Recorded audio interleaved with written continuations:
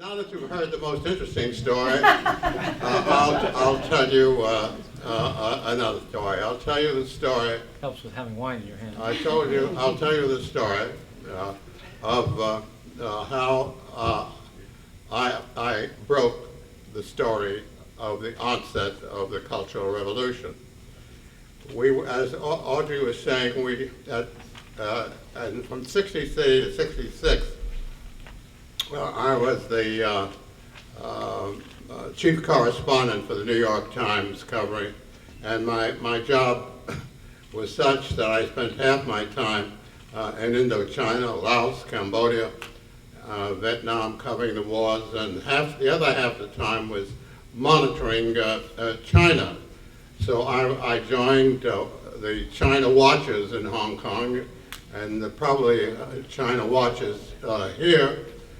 There were dozens and dozens of China Watchers who were journalists, diplomats, academics, intelligence people, all from Hong Kong, monitoring. We monitored interviewing refugees, listening to the radios, looking at newspapers that were smuggled, and the CIA had Taiwanese pilots flying over China and then reporting into the consulate in Hong Kong. And in April, using some of the techniques that I learned in Moscow, because before we got to Hong Kong, we had spent three years in Moscow. I detected from the radio, newspapers, what have you, that there was a growing split in the Communist Party. And the lineup was the so-called radicals. Supporting Mao was Jiang Jing, his wife, and the Gang of Four, supporting her. And the pragmatist was Deng Xiaoping, who was running the party organization, and Liu Xiaoji, who was the president of, at that point, of the People's Republic. And in April of that year, I picked up a statement made by Zhou Enlai that there was a cultural revolution impending, but he didn't define just what it was.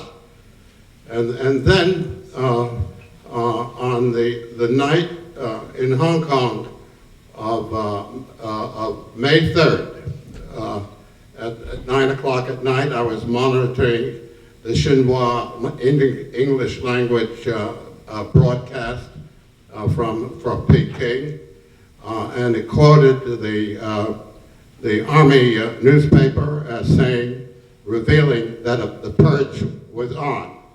The purge was on with the radicals attacking the pragmatist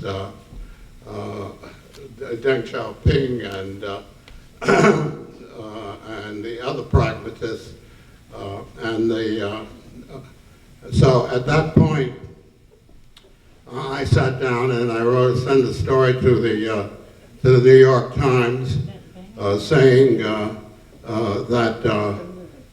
all the indications were, based upon what I had heard from Zhou Enlai and what I had detected, that the so-called Cultural Revolution had begun. And I was patting myself on the back. I had scored this beat, but then the next morning was the 4th.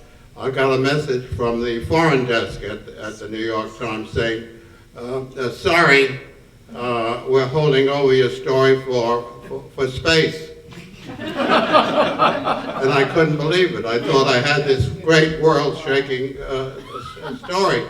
So I volleyed off a message of indignation and outrage to the desk. And fortunately, Harrison Salisbury was in the office, and as you know, Harrison is an expert on communist affairs. He saw my message, and then he showed the story, and he got excited, and he realized what it was, and the next day it was on the front page of the New York Times, and so it was a scoop. It was the start of the Cultural Revolution. That's my tale for tonight.